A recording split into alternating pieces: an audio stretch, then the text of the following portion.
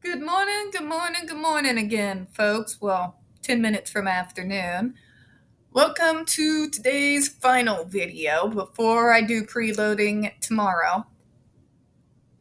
To another episode of Spilling Tea. I'm your host, Tiffany Daniels, and we're going back to that horrible world known as the JRC. But before we do, usual disclaimers and just my rant at the stupidity that is Dr. Matthew Israel.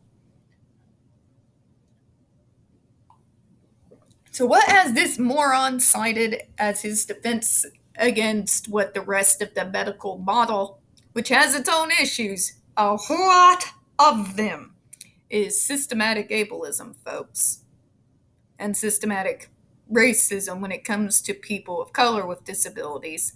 But we'll get to that on another day. He cites out of date sources and himself. If that doesn't discredit his ass, I don't know what will. Now to the disclaimers. In the description box, folks, you're going to find a link to the article that the Judge Rotenberg Educational Center doesn't want you to read. It is written by NeuroClastic, a small non-for-profit started by autistics for autistics, wherein they interviewed and surveyed over 900 ABA professionals in regards to the JRC's quote-unquote behavioral modification program. Matter of fact, the JRC doesn't want you to read this article so much they have threatened NeuroClastic with a defamation lawsuit if they did not remove it from the website. NeuroClastic has refused, so you know the deal. Please read that article and don't forget to share it on all your social media. We also have linked in there NeuroClastic's public statement in regards to the defamation lawsuit threat, as well as a link to their GoFundMe. We are crowdfunding, folks, in case the JRC has the balls to see through with their threat. We got the other pertinent links to the Stop the Shock campaign as well, including Autistic Hoya's massive archive on the subject, Jennifer Masumba's behavioral sheet of shockable offenses, a clip out of the ordeal undergone by Andre McCollins back in 2002, the templates, and the ever-present self-explanatory change.org Shut the Judge Rotenberg Center Down petition.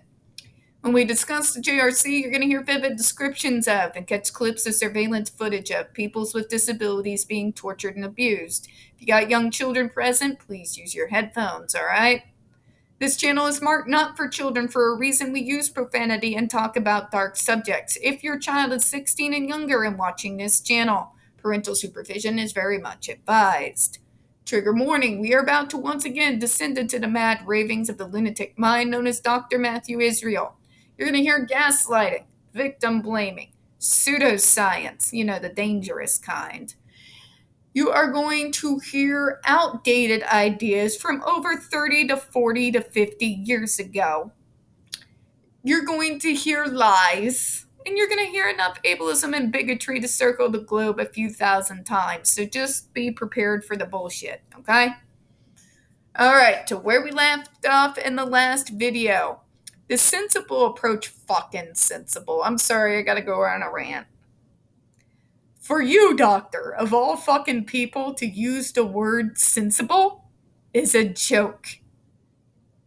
Torturing people is not sensible, nor is it medicine. Okay? Literally punishing an individual over something of which we have no control. Literally punishing us because we dared to breathe while being developmentally disabled is torture, doctor. Point blank, bye-bye, see you later. We go toe-to-toe to you because we must. But it is very simple. We should not be punished for how we were born. Nor should we be punished for expecting proper, humane treatment in regards to our diagnosis. So you can take your outdated sources, your own bias skewed studies, and your insane bullshit and shove it up somewhere unpleasant. Okay? You belong behind bars, doctor. You and every single last bastard who has played a role in the starvation, the traumatization, and the torture of people with disabilities to support your own agenda. Period. You have no right to use the word sensible. But let's move on. Approach to evaluating whether or not the behavioral skin shock is weighed the intrusiveness of the procedure against its benefits. The author of the MDRI report refused to consider this. Funny. Real funny, doctor. Oh, sorry, it froze up there. Real funny, doctor. They actually did consider it. Remember, folks, he wants you to believe MDRI is just made up of us. And if we just happen to have the diagnosis and work in the field where we'll just dismiss because you're just not right in the head. Well, doctor, I may not be right in the head, but even I know that torture is not medicine. Starving people is not medicine. Yanking a kid up and out by the shirt collar and threatening them is not medicine. It's not therapy. What it is batshit insanity. You're cruel for cruelty's sake, and you get away with it because you call it treatment, because we live in a world where if you challenge this insanity, you just appeal to authority, and we're just supposed to blindly go along. Well, I wasn't born in Gen Z, doctor. I was born Gen X. Okay? You've got no proof that this actually works, any more than any other kind of torture does. Shock and awe may work. Fear may work for a time, but it is no permanent solution, and it infinitely ends up doing more damage than it does good. Also, when you want to talk about logic, doctor, I can stop self-injurious behavior. By what? What? How is replacing me hurting me with you hurting me solving anything? The logic isn't logicking. Okay? Please spare me.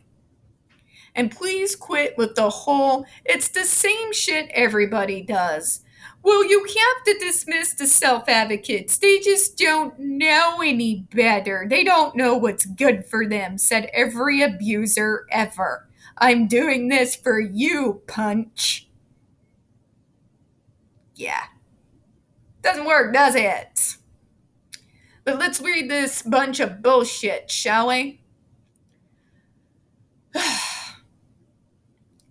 The MDRI authors appear to be so blinded by their philosophical or advocacy predilections against the use of adversives, they are unwilling to consider the plights of the people with the most severest form of the behavior disorders and weigh the advantages of skin shot against the benefits to consider how it compares with available alternatives. Way to do a run-on sentence, doctor.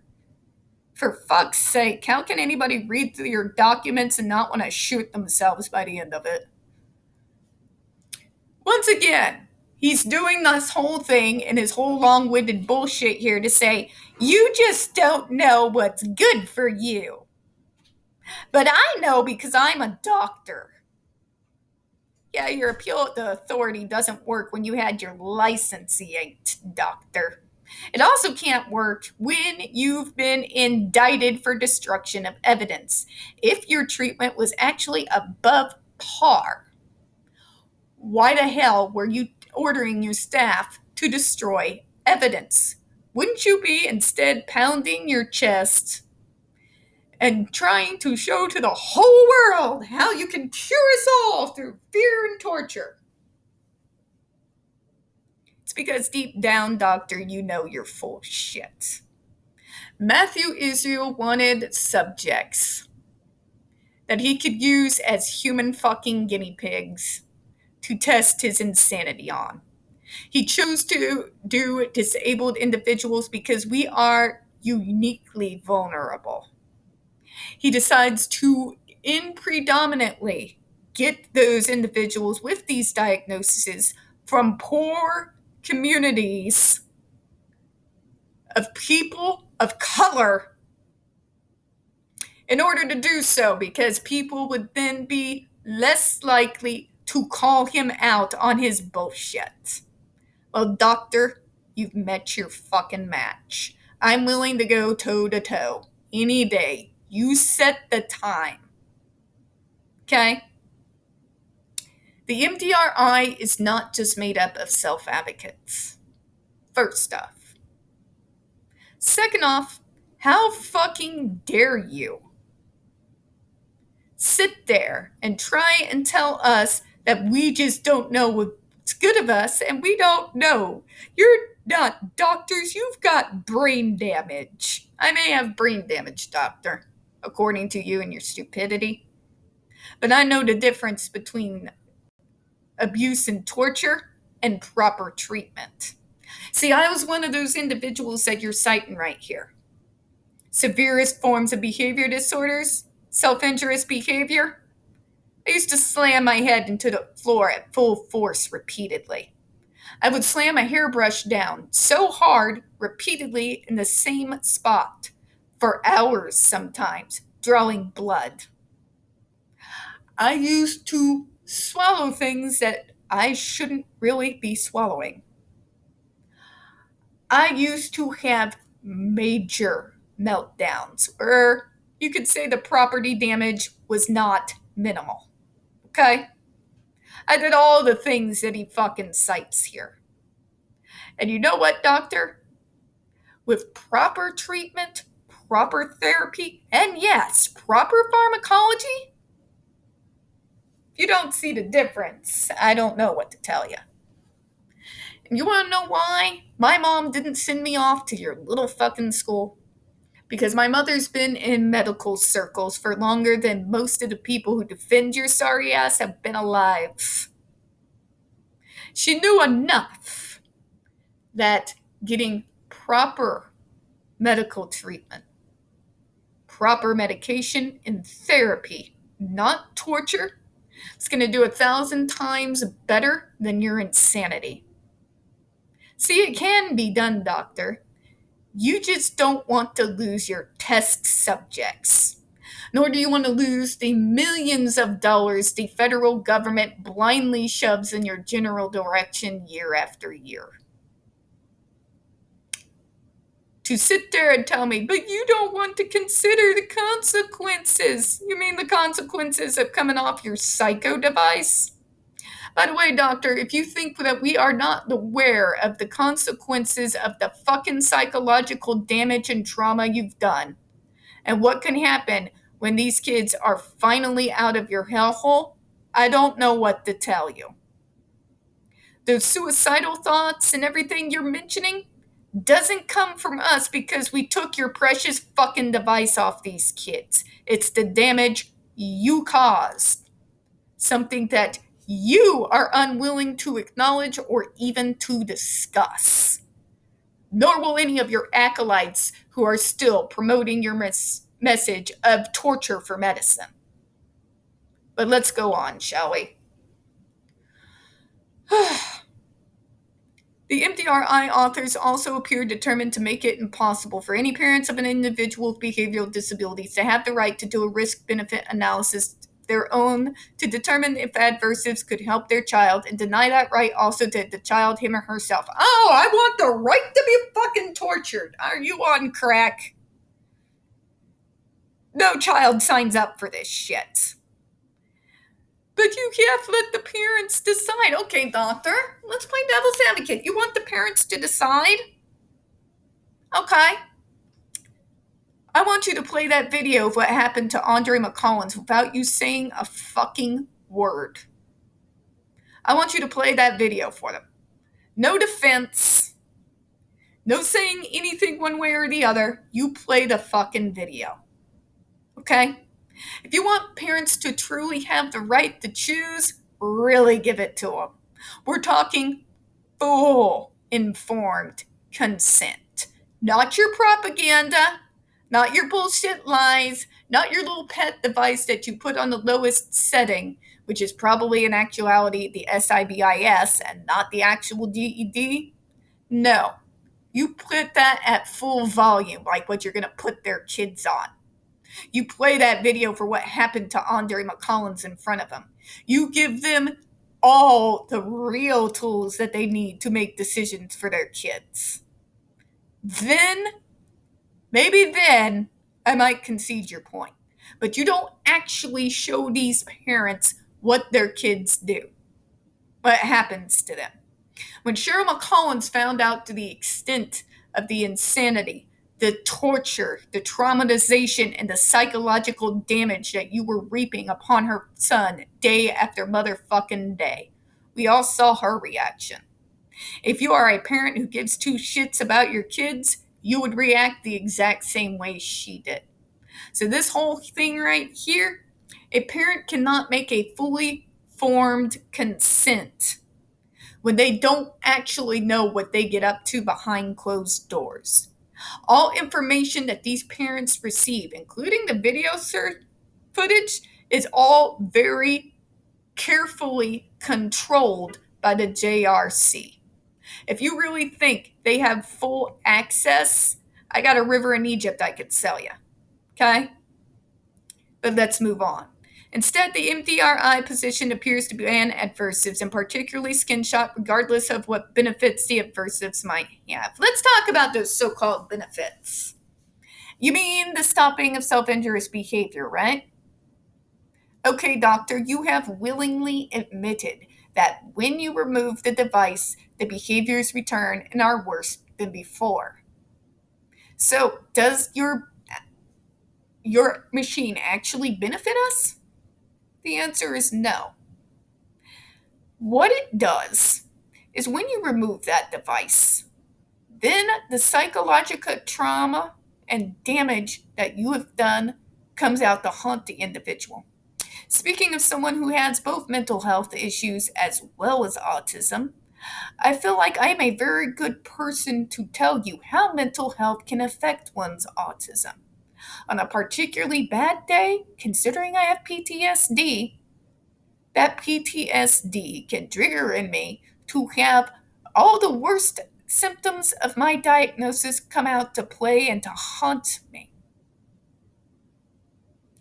It's an interesting study to see how mental health affects people with autism and other developmental disabilities, a subject that Dr. Matthew Israel doesn't want to discuss with us. I'm willing to go toe-to-toe with you, doctor. Are you willing to meet me halfway? Are you willing to discuss this subject? I'm going to say probably not. The MDRI position seems to be that even if the adversives were necessary to save a child's life, the MDRI authors would prefer that the child be allowed to die or suffer a life of severe pain and installation. Yep, gaslighting 101. That's all a lie, doctor. And you know it is. As a matter of fact, it has been proven not just in my life, but in consumers all over the world that there is a program out there for everyone, but not one program fits all. To sit there and blindly tell us that we want these children to die and suffer is bullshit. That's your mantra, not ours. That's Dr. Matthew Israel projecting his own hate onto us. You see, torturing someone into compliance is not an answer. Many of us would choose death rather than to be tortured into compliance. And with torture, as long as with fear, it only lasts as long as the fear and torture component remain. After that, you have psychological damage on top of triggers that were never properly investigated or accommodated. You have those triggering issues undealt with, new ones thrown on top of them, and then you want to act like the self-righteous fucking hero piece of shit that you are. By saying, see, I was right, now they're dead, and they don't care. I see you, doctor. I see you. I see what you're trying to do. I'm seeing that everything is everybody else's fault except yours. Us advocates didn't kill 6 kids because of experiments, doctor. You did. Advocates did not cause decades and decades worth of psychological trauma on generation after generation after generation of disabled and mental health folks. You did. In fact, these suicides that you claim as your evidence, I lay them at your doorstep. You stripped them of their autonomy. You completely removed their human rights. You stripped them of their personhood. You stuck them in this fucking hellhole. You tortured them to get what you want, and you didn't give a shit about the psychological trauma and damage that you were inflicting on vulnerable young kids. You treat us as less than animals. And then you want to sit there and say, but you don't care if it will save your life. If that's going to save my life, I'd rather fucking die. Most people I know would choose the same. I am proof. Jennifer Masumba is proof.